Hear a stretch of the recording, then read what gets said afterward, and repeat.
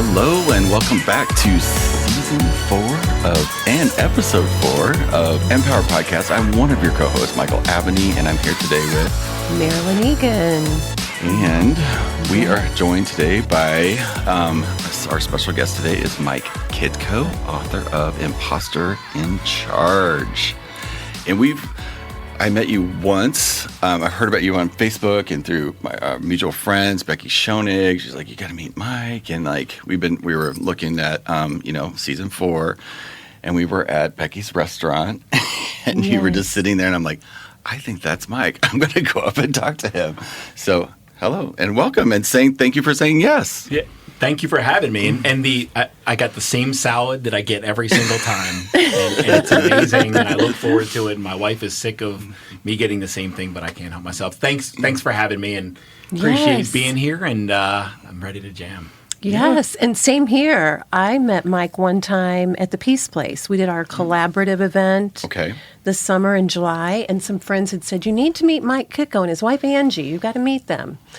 And they were there. And that is still so foreign to me, right? Like my wife steps into the spotlight. If there's a spotlight, Angie's going to step into it. and to be recognized is still so foreign to me, or to have people know my name, because it hasn't been that long for this whole evolution.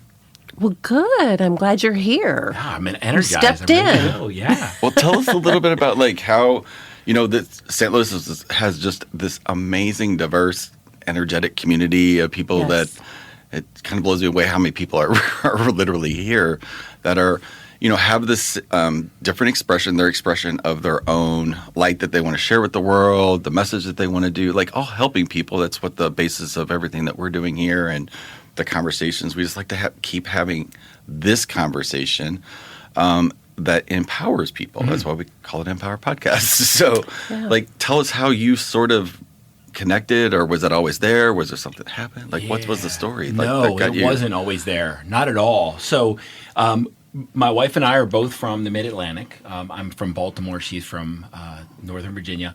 We met in abnormal psychology class. That was the first indicator. Then we moved all the way across the country with a corporate job. I was a corporate exec, long executive background, leadership background. We moved all the way across the country to Oregon. We lived there for 10 years. And our kids were getting older, and she said, "Hey, if we didn't want to stay in Oregon," she said, "if we're going to leave, then we need to leave before they reach middle school." So at that point, when we moved the first time, it was like, "Hey, we want to move," and then an opportunity would pop up. So I visited St. Louis in 1999 with a Marine Corps buddy. I'm a Marine veteran, and he lived here, and I came out and I fell in love with St. Louis. And when we were looking for a place, I kept coming back to Angie. There's this. That's my wife. There's this. St. Louis was really cool. So as soon as we put out that intention, an opportunity came up, and they wined us, dined us. We came here, and then we decided to move here, and that was in 2013. And I was still in that executive mindset. My eyes were closed. Consciously speaking, my eyes were closed. I was still, it was all about wealth, titles, money for me. It was all about how many beers. I'm a recovered alcoholic. How many beers can I drink? How much football can I watch? It was very much a closed eyes, unawakened life, and it all fell apart. So we moved here with a corporate gig. It was a great job. I lost that job after 18 months, 5 months. So we drank, Angie and I, and it's all in the Imposter In Charge. For 5 months, we drank that severance like it was like going out of style, and it was awesome. And then I got another job, and I held that position for 15 months before everything went upside down, and I was a 300-pound alcoholic, suicidal, mentally, emotionally, physically abused my wife. My house was toxic. So at that point, I figured out that what I had done up to those 43 years wasn't working, and that's when everything, just opened up. So I started doing a lot of soul searching and understanding, and I started this book path that led me down this spiritual path and this conscious path and a new path and a healthier path. And when I started realizing that I had lived life completely upside down and I chased the wrong things, and I started chasing the right things and started doing things that were physically, mentally, emotionally, spiritually connected with who I am and my purpose and my power, then everything in my entire life shifted. My wife was still in chemical dependency, and I filed for divorce from her after I started my journey. And like up to that point, we had threatened divorce so many times that it was a joke. And I threatened divorce, or I actually filed for divorce. And the next day she said, "Did you really file?" I was like, "Yeah." She said, "Okay, listen, I'm in. Like, let's go." And then I'm getting emotional because that was the first time that day that we ever really had a partnership. It was like, okay, let's do this together, because I was already on my journey. And she said, "I'm in, let's roll." And it's been beautiful from there. You know, toxicity started leaving our life, and new beautiful people started coming in. And that's when we started finding the spiritual community and the enlightened community. And that's when we first saw it. We had never seen it up to that point. But when we invited it, when we allowed it, it flowed so magically and beautifully, and we're surrounded by it every day. And we're always around beautifully energetic, magnetic, spiritual, just magicians. It's unbelievable, and that's why I'm here today. Wow, that is an amazing story. I want to know, what was the first thing you did Me too. to step into this? Because that's a big, gigantic shift. I mean, what was the one thing that made a light bulb go off? So, stopped living for anyone else. I think that was the turning point, is making a decision for myself, what I wanted in my life. Because I had lived for my kids, I had lived for my wife, I had lived for my titles, I had lived for income, I had lived for power, authority in corporate. I had lived for, to show people on Facebook what I had and who I was. I'd lived for everybody else my whole life. And it was literally just turning it back, turning the light inside, saying, who am I? Because up to that point, I had never really asked that question before. Was that like an aha, or was that like just an internal, do you hear a voice? Like, how did, like, because this little line right here, like what we're talking about, this is the crux for the planet. Yes. So yes. What was that thing that said, okay, I'm not going down this train track anymore. I'm going down this train track. So I was sitting in the chair. I've got this lazy boy at home, and I wrote about it in the book, and I've got a lazy boy at home. I still have it, and I'll never get rid of that thing, because it wasn't, and I get emotional when I'm telling these stories, but it was the place I was either going to die or be reborn, right? So in that chair. And I literally was sitting in that chair when I decided not to pull the trigger. And that was the first time I got up from the chair, and I made a decision for myself. Now, it may seem silly. It may seem... No. Intellectually, it doesn't make sense. But I was a 300-pound alcoholic, and I tried to work out, and I tried to quit, alcohol, and I tried to regain power and take back my own authority. But my wife would fight me, or a friend would call up and say, "Come on, let's just have one more beer." There was always these external forces that convinced me not to do the thing that I wanted to do. And this was the first time when I got up from that chair, I decided to go down in my basement gym and work out. And that concept might seem foreign to most people, but it's literally the first decision that I made to do what I wanted to do, and no one was going to stop me. And it looking back, it seems so insignificant, but back then it was huge, because, again, it was either I pull the trigger or go work out. When you say pull the trigger, were you killing? Like, literally, I was going to kill myself. Literally, I was seconds away from killing myself. Because the only thing I had in my entire life was money, wealth, titles, power, right? I'm a Marine veteran, so I ascended the ranks quickly, and suddenly I was responsible for Marines. Every corporation I've ever worked in, when I was put into a team, it was a matter of months before the team was mine, and I was the leader. I had always had this influence, and I guess it's just my being, but it just attracts authority and responsibility and leadership. Right? It just shows up, and people see it. People saw it before I did. So I was like almost handed all this stuff, and I didn't know what to do with it. And then I didn't know what to do without it, because after that second job loss, it all went away, and I was like, I have nothing. I literally have nothing in my life. And that was literally, I didn't have a title, I didn't have power, and I didn't have any income. And I felt like I had nothing. Meanwhile, I had a wife, I had a kid, 2 kids, 2 children. I had a beautiful house, I had cars, I had a savings account, I had investments, I had all this all this material stuff. And I literally felt like I had nothing.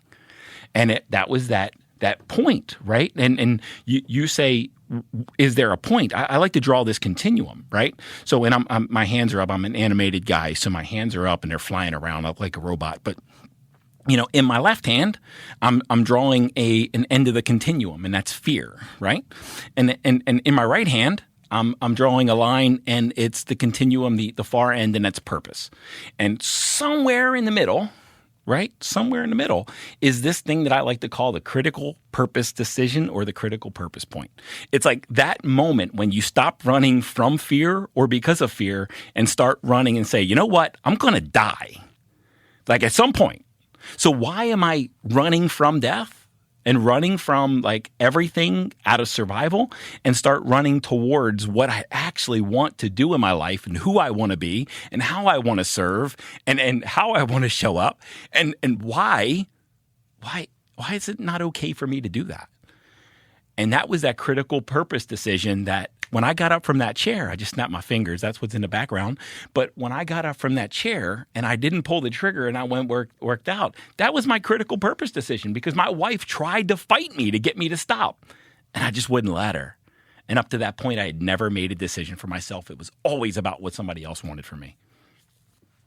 Wow. That is powerful.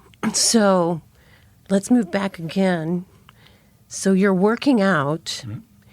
And what's your next step? You know what I mean? Yeah. So you're there and you're going to stand in your own power, but how do you do that? I'm thinking of people who might be listening going, okay, so what's the next step? Yeah. So this might sound self-serving, and sometimes I try to leave this out, right? But I am a coach and a speaker and an author. But I actually had a friend reach out to me. And he had started a coaching business. He was a coach. I was his first client. But he had started a coaching business. And when he reached out, he said, hey, can I help you through this? I'm like, yeah, that's cool. What does that mean? He's like, well, do you want friend or do you want coach? And at that point, I had no idea what a coach was. What that distinction was. And I said, so let me get this right. Mm-hmm. You're going to make me pay to be your friend. And I didn't quite understand. And we agreed to something that was very financially minuscule, but it was still an exchange of money, and that felt completely poisonous to me because I felt alone, but I had this guy who I'd seen him start to put his life back together from shambles, and I accepted help. Even though Angie, even to spend almost nothing, Angie was fighting me tooth and nail. She was still in active addiction. She was still upside down. So, when I started doing that, and then I had somebody to lean on, and I had someone pushing me and helping me, and everything. Here's what I've learned in coaching. Inside of you who you want to be and what you want to do, and it's not for the coach to tell you what that is. It's to give you permission to be that and help you see that it's all an illusion why you can't be that in that moment, right? So and that's what he started doing. He started taking away my excuses, and he started peeling away and helping me unravel the illusion that I had created. And we got to a point where I got to a point where it was, okay, if you're not lifting me up, if you're not celebrating what I want, if you're not empowering what I want, if you're not helping me get to what I want, then you're working against me and you don't have a place in my life.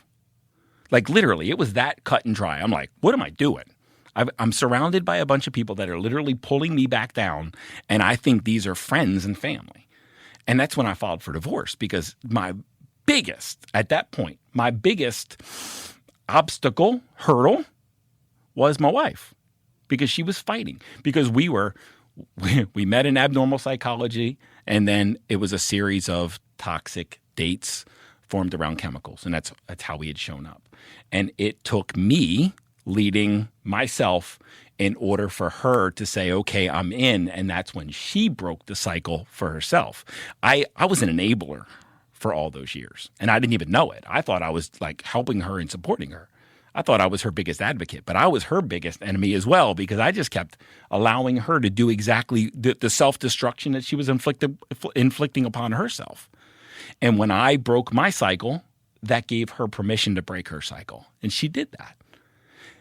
And that's what we have to take responsibility for ourselves before we can help anyone else.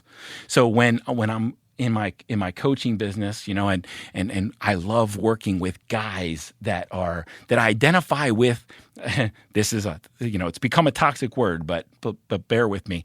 I love working with alpha leaders, but I love working with the conscious, awakened, new alpha leaders that understand that our responsibility is to empower people and to help people and lift everybody up and everything that we come in contact with without tearing anything down. We got to leave everything better than when we found it, right? No shaming, no guilting, no anger, no threats, no violence, no belittling, just love, letting others voluntarily evolve, right?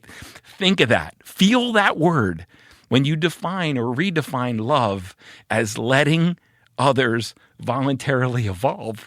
It's not my responsibility to tell my kids who they are. It's not my responsibility to tell my wife who she is. It's my responsibility to create space so that they can step into whoever they're designed to be. So how do we do that? First, we lead ourselves. Physical, mental, emotional, and spiritual health inside our connectedness. Second of all, we are on purpose. We're not coincidences. We're not mistakes. We're not here on accident. We are 100% here on purpose. And it's digging to find that purpose. And if you look at all the experiences that you've encountered your entire life, in there, you're going to find your purpose. And when you find that purpose, that's when you can start shifting everything you come in contact with in that way. And when you do that, you start to feel from leading yourself, you start to feel internally significant when you start to serve in your purpose and create impact and shifts in the world in your purposeful way. You start to feel externally significant. And when you do that, the family gets the benefit of all your power and all your internal power and all your presence and all your significance and the fact that you feel purposeful. And they start to get the love, the letting others voluntarily evolve that you couldn't give them if you didn't lead yourself and if you didn't lead society. And then when they're allowed to step into that, basically all you're doing is giving them permission to do the exact same thing you did. But it has nothing to do with you. You've just created that space. Right. So finding love for yourself really is the key.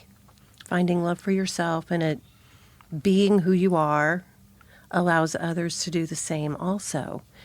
Another thing that came up, so you talked about finding yourself. Did you find that was really more about allowing your authenticity to come to the surface more than digging for it? Because it's really right there in front of your face. It's always been there. You've always known who you are. You've just there's in my mind, right?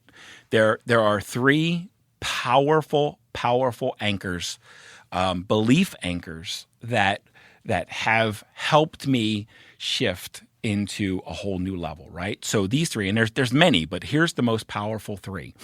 Number one is there's no single right way for anything. Mm-hmm. Number two is there's not one single person on the face of this planet who's more important than you, and there's no single person on the face of this planet who's less important than you. And the third part of that is you are the most important person in your life. And number three is we are not here to play small. We are not here to survive. We are. I like to say I guide men to move from survivorship to leadership. Right? We are not here to survive. You are not going to survive this experiment. You are not going to survive this experience. You are not. You are not getting out of this human thing alive. Why not have a lot of fun and live soul out while you're here? Right? And that's when I embrace those three elements, those three beliefs, it helped me get out of survivor mode and running from fear and start running towards purpose, right? We're not here to survive and play small. So why not show up? Now, going back to your question, Marilyn, we've always known who we are. Right. Always. You're always getting these signals of exactly who you are. You've just convinced yourself or some other folks have convinced you that you're not allowed to be that. But if you go back to anchor number 1, there's no single right way. What's right for me is not right for you, and what's right for you is not right for me. And it's abusive to manipulate and control someone to get them to try to be who you want them to be. And that's not loving. Let others voluntarily evolve. It's about being who you are, living soul out, and letting everybody else do the same. Now, boundaries and consequences, right? Because that's the question I always get asked. Well, how do I keep myself safe? Boundaries and consequences. The space that I keep between me and you is the amount of space that I require to keep myself free from physical, mental, emotional, or spiritual abuse. If I trust you 100% and I know you have my full back, right, and you're empowering and you're loving, then I'm going to stand right next to you. But if I feel that I need to keep space, then I'm going to keep that space, but it's going to be out of love, right? Letting others voluntarily evolve. Not out of judgment, not out of fear, but the fact that I value myself and I'm the most important person in my life. And it's a requirement for me to make sure that I'm living soul out, living my best life, because I got a lot of people to teach, to coach, to impact, to influence before my last breath. Let that sink in. Yeah, exactly. I don't leave much space for non-talk, but... No, I what you're saying from like a male perspective is really like, I gotta be really honest, I haven't heard that. It's the new alpha male, right? We lead. Males, we lead. Now, what are we leading? Right? Leading yourself, leading society, leading your family. 3 simple elements of leadership. How are you showing up in each of those? A lot of guys, a lot of men go right to, let me serve my family. And they lose themselves and they lose their purpose. They might go right to, let me serve my purpose. And in the process, they lose themselves and they lose their family. Or there's a combination where they don't get all those right, somewhere in that.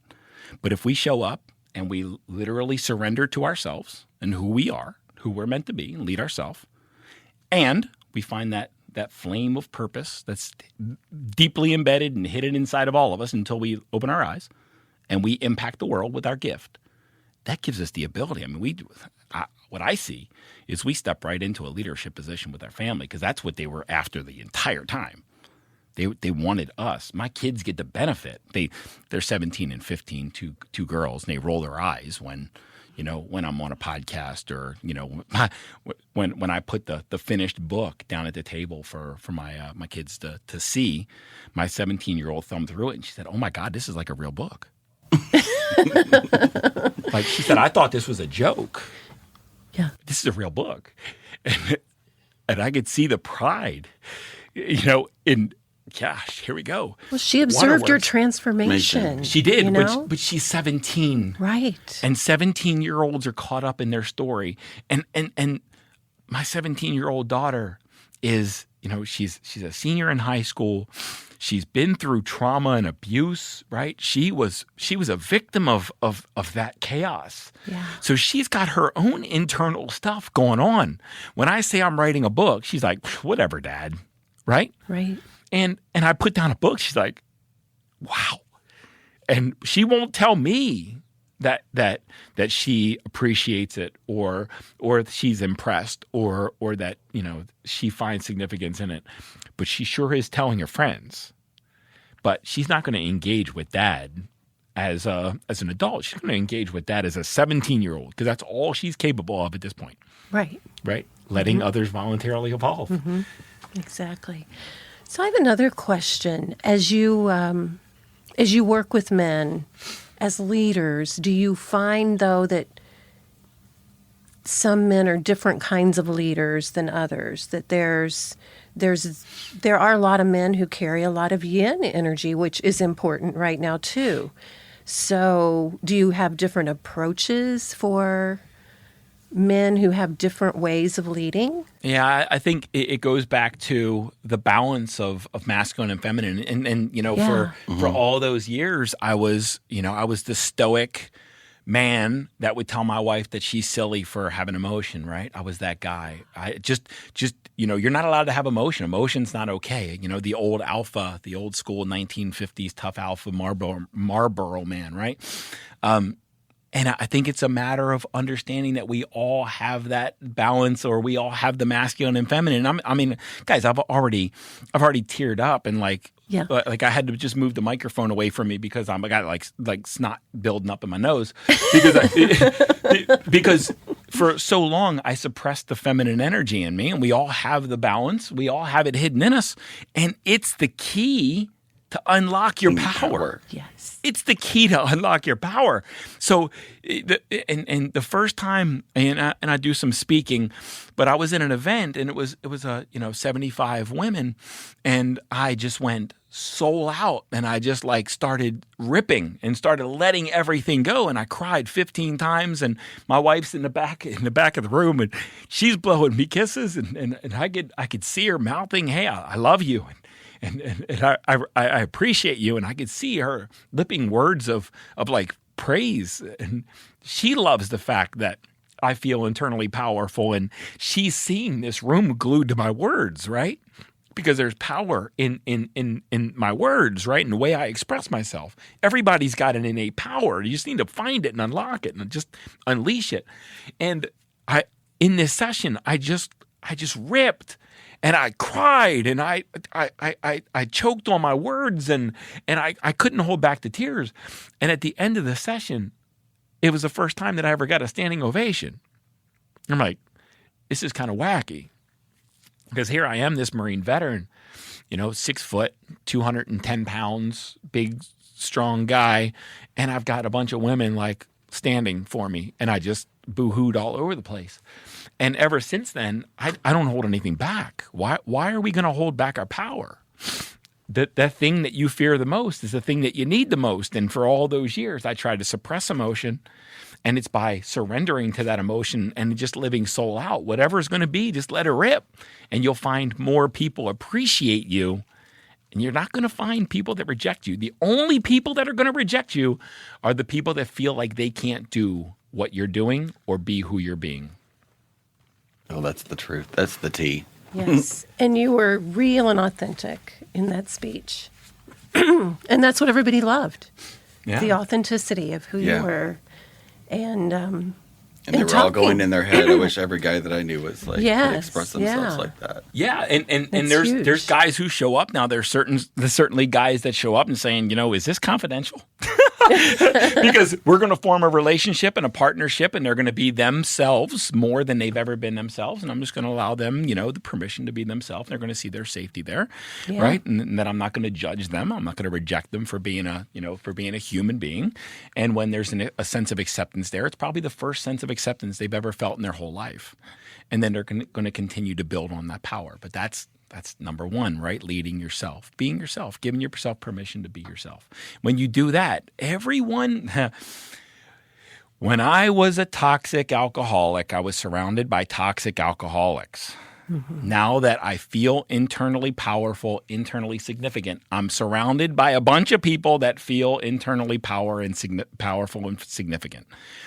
When I was abusive, I was surrounded by a bunch of people that were abusive, and now that I am like a giver and I wake up every single day to move the needle on humanity in my way, I'm surrounded by people that do the exact same.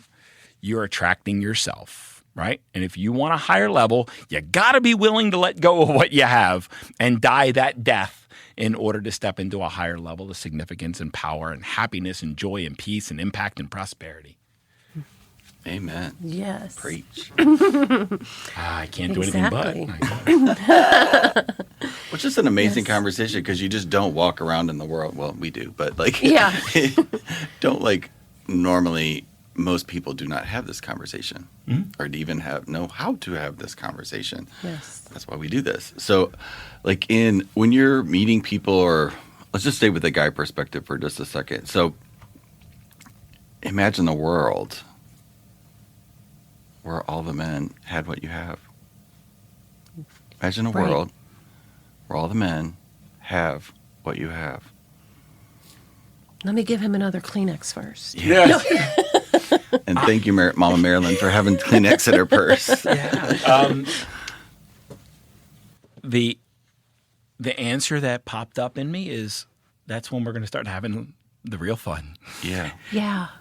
That's great. Yeah, that's when we get to take this thing to a whole new level, right? So understanding that you are where you are because you create it, and there's a next level when you get to when 7.7 billion people are walking around and awakened and there's peace on earth, right? That's when we really get to have some fun and get to evolve in a healthy, impactful way where we can just keep raising the bar on happiness and joy and peace and love and prosperity. But going from on a scale of 1 to 100 right now, going from a 1 to a 100 is probably going to be just as much fun as going from 150 to 151.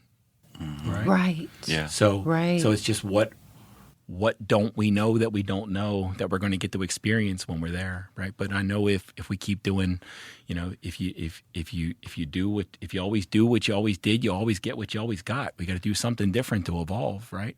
If we want to experience more love, peace, joy, happiness, and prosperity, we've got to be willing to lose who we are. Mm-hmm. Yeah. I don't know what it was that was in. I'm just glad for you that you're in the world. I'm glad you're in the world. Oh, me too. and expressing yourself this way because it's very powerful and I needed very much so. So I'm kind of taken aback by the energy that you have that you've expressed is like, for me, you made that available. Like, I don't walk around thinking that there's, because we're all in our little bubbles. Yeah. And I'm surrounded by my like-minded people. But, like, that's why I love bringing in different expressions of the same thing, because it just makes it bigger and more expansive. And now, like, I'll walk out of this podcast today knowing that you're possible. Mm. Right. Yeah. No, if you're possible, it's available to everyone else. Millions other that's possible for too. That's happening simultaneously for. So let's talk about marriage real quick, because for all those years we were embroiled in just complete chaos and complete torture, and beating the crap out of each other in every way possible, right? And we couldn't. Let me just paint this picture. We couldn't convince each other enough that we were pieces of crap, right? It was like we woke up every day to convince the other person they were no one. It was like, and I love this line, right? An argument is just two people fighting for the victim position. I love that, right? When I heard that, I'm like, that makes all the sense. So someone that's embroiled in an argument, all you're trying to do is become a victim. And that doesn't serve anybody, right? It doesn't serve you and it doesn't serve anybody else. So why even argue? But, we went from that place to now being married, but we're business partners. And we probably spend, and we joke about this, and one time we were sitting there having coffee, we probably spend 80% of our life in the same room. Wow, that's good. But check this out. That's not enough. I want more. So the goal is to get up to 90. And then we're going to say, how can we get up to 95? Because I don't want to be away from her. She's my best friend. She's my biggest cheerleader. She's my greatest supporter. She's the person who gives me power and authority when I'm missing that power and authority inside myself. She's the one who says, hey, you got to get out there because there's people who need you. Like, I've got this picture in my head, and it's the world on fire, right? Now, I'm not a savior. I don't pretend to be, but there's this burn inside me that I don't want to make go away. To help, to lift everything I come in contact with. It's just a burn. Like, some people have burn to make a lot of money. I have a burn to help as many people as I can and to help them see and open their eyes, right? But there's this picture that I have, and it's the world on fire. Now, picture the globe from outer space, and there's fires. Maybe there's some earthquakes. There's volcanoes. You got that picture in your head? Mm-hmm. Then there's a picture, right, of you see in that same image, that's like, let's say that's on your far right. I'm trying to draw this picture in your head. I'm not doing a great job, but I'm going to keep trying. On the far left of the picture is my wife with this really stern look on her face. And she's pointing at the world. Get out there. And it's between the world and between my wife with like pointing at the world with this stern look on my face or with the stern look on her face is me walking towards the world, knowing that comfort is where she is and that the work that I'm meant to do is where that globe is. And my shoulders are slumped and I've basically surrendered to the fact that life is not about finding comfort. Life's about serving that purpose. Life's about finding it and leading others through that purpose, right? We're not here to be comfortable. It doesn't have to be hard. My life is not hard. I live a very, very good life. It is not hard. I don't work hard. I don't struggle. But man, it's not comfortable. Because comfortable is death, right? Yeah. So I keep myself uncomfortable on purpose. And that keeps me on purpose. Open that up just a little bit more, because that's like being okay. Like, let's just describe this for people, because that's so important what you just said. Because we all are trained not to be uncomfortable, but like, let's make that okay today. Let's make uncomfortable okay today, because I find myself here a lot, and like. It's like dancing on that razor's edge. Like you get cut sometimes trying to stand up on it. But the reality is, I know exactly what you're talking about, and I just want to give permission to people to let's talk about that just for a split second about what that means for you in your life, and even you, Marilyn. Like, do you have that experience too? Oh, absolutely. It would be easier and more comfortable to stay status quo, but there's this piece of me that knows this, I want to call it an outside of the box feeling, which is uncomfortable, but it doesn't mean no, don't do it. It's an outside of the box to go do what we do, to speak to those that we speak to about what we do, because it's weird and it's different, for a lot of people. So it's not totally comfortable, but it's also. I just think there's a collapse that's happened in humanity about this what we're just talking about how that taps into maybe the flow? I don't know, but like the flight or fight or flight, right? Being uncomfortable. No, that's not good for me or whatever. Like, but you have to be uncomfortable. You have to be, or nothing grows. Nothing. You're not going to learn anything. Well, that's what I mean by outside of the box. It's not an extreme uncomfortable that tells you no, don't do it, but it is that newness. It's really kind of an exciting thing, and excitement and fear are highly related. But if you can stay in the excitement and not turn on the fear, it can be a very, it's rewarding at the same time. It's an uncomfortable spot because you're outside the box, but there's also a fulfilling place. Like a pull.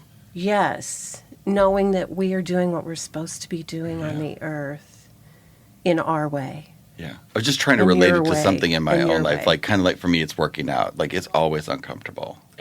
Good. Always Good. uncomfortable. Because how you show up in one area of your life is how you show up in all of them. If you're not willing to push yourself physically, then you're not going to push yourself purposefully, right? So a couple things came up as I was sitting here listening to this great conversation. One is that I did this silly Facebook post one time, and it said, it was like 3 or 4 lines, and I'm trying to recreate it in my head because it was just a couple days ago.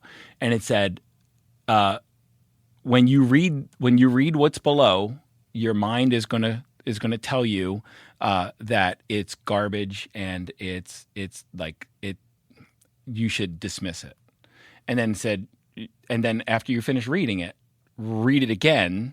Are you ready? And it was a question. And then right below it said, your mind makes your mind perceives threats and danger where there is no threats and danger. Yeah, right. So it's your mind is constantly telling you there's danger where there's not. Right. There's a difference between fear and danger. Right. Okay. Fear is mental and emotional, right? It's your body's response to the potential of a threat, of danger. And danger is very physical, right? So danger is physical. Fear is mental and emotional. Your body's trying to alert you to potential physical threats, even when there are none. So how does this relate? Fear of public speaking, the fear of a potential danger of dying speaking to people, right? So, it took me a while. There's a guy, I love, the Eckhart Tolles and the David Hawkins of the world. I love spiritual gurus. It's where I live probably 95% of my time. And I rejected this guy for a long time, right? And I'm going to name his name and maybe somebody, you guys will like shriek.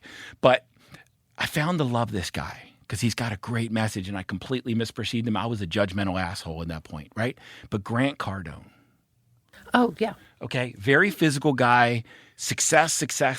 And I literally dismissed this guy. He seems like the epitome of an alpha male. But he says, when he sits down to his table with his family, he's like, success matters. Success is all that matters. But it's not just success financially. It's I want my marriage to be successful. And what's it going to take for my marriage to be successful? I want my health to be successful. What's it going to take for my health to be successful? I want my spirituality. He's a spiritual man. What is it going to take for me to be successful spiritually? And he's like, when I do whatever it is, I want to do that like 10x because I don't want to play small. And it goes back to what you were saying, Michael, is if it's worth doing, it's worth pushing, because if you don't push, then you're holding back somewhere else, right? You're showing up. If you show up small in one area, look at your whole life because you're showing up small. If you're not willing to work through that mental, I ran a couple miles the other day. I typically run 3 miles every day or every other day, and then I lift the next day. But so when I increased my workout, my run to 4 miles. Right after the 3 mile, my mind started shutting off. It's like, hey, we've done enough. Let's stop. Let's slow down. We've already checked the box. We're good. I felt an energy drain. And immediately I started visualizing that I had just started the workout and I was at 0 and I felt the energy rushing in my body. Wow. It's all a mental game. Your mind's in the way. There's nothing real out there. Now, why did I mention Grant Cardone? Because here's why I love this guy. He's like, look, you're going to find haters. If you do anything of significance in the world, if you have any impact, you're going to find haters. But here's what I want you to do. If you have 2 haters, that means you're helping 100 people. So go find 20 haters. Because if you find 20 haters and 2 people means that you've helped 100 people, what does 20 haters mean? It means you've just 10x'd your impact. Go find haters. That's the discomfort that Marilyn was talking about. Go find it. Go find the judgment. It's going to be there regardless. But it has nothing to do with you. It's all about them. Now, here's this cool exercise that I do every day when I take a shower. I take a nice warm shower. Not like my wife. She like scalds her skin. But I take a nice warm shower. And at the very end, I shut off the hot water. And I just sit under there and I say these words. In order to live the life that I want to live, I must be willing to do things that most people wouldn't do. I've got to be willing to get uncomfortable, right? I've got to be willing to get uncomfortable. There is no growth. There's no impact in comfort. None. We've got to be willing to get uncomfortable and stay uncomfortable because that's when we're going to grow and that's when our impact is going to grow as well. Crying in front of a room, right? There's going to be somebody in that room who's going to judge the living shit out of me. That's their problem, not mine. I don't have time for that. I don't have time for that in my life. Right. I've separated myself from all that toxicity years and years ago, right? It's time to jam. It's time to rock. It's time to change the world. And that's going to be uncomfortable. It's not going to be always pleasant. Yeah. You said one thing I just want to, that argument thing, when you said you're arguing. The victim. Yeah. Say it again. Yeah. An argument is just 2 people fighting for victim position, right? You're trying to, and you keep trying to better each other, then I'm a bigger victim, right? So here's my aha. Most people in life argue with what's in front of them. Absolutely. Yes. Yes. Think about that. Mm-hmm. So they're doing that not to another person, but they're doing that to the entire. They're doing that to the entire universe. Everything. Right. Everything. Fighting to be the victim of the universe. Yes. By arguing with reality. Rejecting reality. Yeah. Rejecting reality. That did happen. Sky's green. Yeah, Sky's green. You heard that right? Yeah. Somebody died. They shouldn't have died, so I'm going to go into a depression. Yeah. Yeah. The economy just collapsed, and it shouldn't have collapsed, so I'm going to go kill myself. I was there. Right. I should have income. You don't understand. Universe, you got it all wrong. I should have income. I should have a title. I should have power. I should have authority. You got it all wrong, universe. So because I'm a victim, I'm going to kill myself. That it doesn't make any sense. Now, let me take that and expand that one step farther. Is because here's another great quote. Right, you write this quote down on your forehead. It's lack of trust in life that makes life so difficult. Now, if I would when I didn't have my job, when I didn't have a job, I just wanted another one. I just wanted to go back to comfort, to what I knew. And God, universe, source, whatever the hell you want to call it, just said, no, I got you. And I was like, no, you don't understand. I need a job. And he's like, nope, gotcha. Like, no, you don't understand. So I'm going to try to manifest it. I'm going to sit on my meditation pill and I'm going to visualize a job. And I went out and I had this dream. And in this dream, my first day of work, I was going to work in this shirt. And I tried to use all those techniques. And I tried to manifest that job hard. And God's like, no, it's not going to work. It's not in the cards. Thank God I didn't get that job. Right. I failed. I came in second 4 or 5 times. Thank God I didn't get a job. Thank God I didn't manifest that, because I've coached hundreds of people. I've spoken in front of rooms. I've released a book. I mean, it's amazing what happens when you don't get what you want, but instead you make the best of what you have, and you stop rejecting now and start living in the beauty and the joy of it, and find the happiness in the now instead of trying to recreate the now into the visual that you have. Say yes and watch all the beauty that comes to life. It's all there. You're just too busy ignoring it, pushing it away to really enjoy what life is giving you. It's giving you everything you could ever dream of and imagine. You just have it. You're trying to get it your way, right? Mm-hmm. Mm-hmm. Wow. Yeah, powerful. Powerful. Well, I can just tell you right now, if you're listening to this, just go back to the front, because you're going to listen to it again, because I was literally here and I want to go back and listen to this again. Yes. This is incredible. So I'm going to be processing this for a minute. But I just want to say thank you so much for bringing your energy here, sharing it, mind-blowing messages, and just sharing your life and what you're up to. And I'm so glad that there's other people like me in the world that. So I have that same passion. It's rare. Yeah, so. No doubt. Right. And you both are demonstrating it in different, powerful ways. Yeah.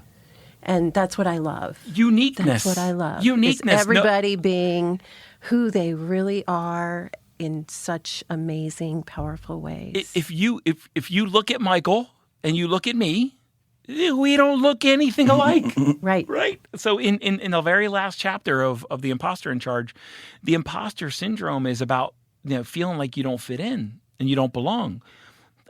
In the last chapter, I said we're all misfits. 7.7 billion people, and we're all trying to pretend like we're like everybody else. We're not. Yeah. Me and Michael don't walk like we have the same name. Yeah. But that's it. Different skin tone, different. He's got hair and I don't, right? I mean, the similarities stop at name, but yet You're the same both, impact. Right, and you're both functioning from love. Which is all we have, right? What did you get? What was your takeaway? You had a unique point of view here today, listening to this. Yes, I did. Because Mike's the first guy that we've ever actually had as a guest on our show. So that's really cool. Yeah, it is. Yeah. I'm blessed to be that, by the way. Yes, thank you. I think I love the fact that you are so passionate and that you're willing to go down to that gut level and show every ounce of emotion and feeling that what brought you to where you are. And I love that authenticity and the honesty, and I think that will speak volumes to so many people. Yeah, thank you. So thank you. No, it's a gift. This wasn't by my design, right? I had to be on my knees in order for all of this to happen. And, and when I say on my knees, again, it was that, do I pull the trigger or do I go and take responsibility? I love this acronym, APR, right? Absolutely. It's actually an initialism because an acronym means it's a word and initialism means it's just letters. It was a pretty cool factoid I learned one time. It's a cool initialism for absolute personal responsibility. Right? It's absolute personal responsibility is taken. You're not a victim of anything. You're responsible for all of it. The good stuff, the not so good stuff, you did that. So it's stop fighting for the victim position. Stop excusing what's, the way your life is on politics or on, religion or on the past or on your wife or on your husband, your kids, your financial. Nope. None of it matters. You created all of it. So absolute personal responsibility. Take it, start there, and you'll be amazed at what comes out of it. Now, here's what I'll share with you. My wife has to put up with this every single day, and there really is no off button. So she kind of gets sick of it, but I love her, and she loves me, and she empowers me and encourages me. And we never, ever thought that kind of a marriage existed. Right. But now people, because we are who we are, people see that it is, going back to your point, Michael, people see what's possible. When one of us get better, it opens up the opportunity for all of us to get better. So no matter who you are, right? No matter who you are, no matter where you are, no matter what conditions you find yourself in right now, when you make a different decision and you start to evolve and you start to take your power back and you start to significantly impact your life, it's going to change everything. Because the butterfly effect is real. When one person gets even a little bit better, we all get better. Around the world, it'll be felt. You're never, ever insignificant. Absolutely. Thank you. Thank you so much for being here. And I will put your information and contact information, where to get the book, all that in the description down below, where we post this. But just thank you again, and thank you for your service. Oh, thank you. Thank you for your service, and really appreciate it. And hope you guys, well, I don't hope, I know you got a ton out of this one. And we are going to be complete for this one. You guys have a really great day. We will see you on the next one. Thank you. Bye-bye. Bye-bye.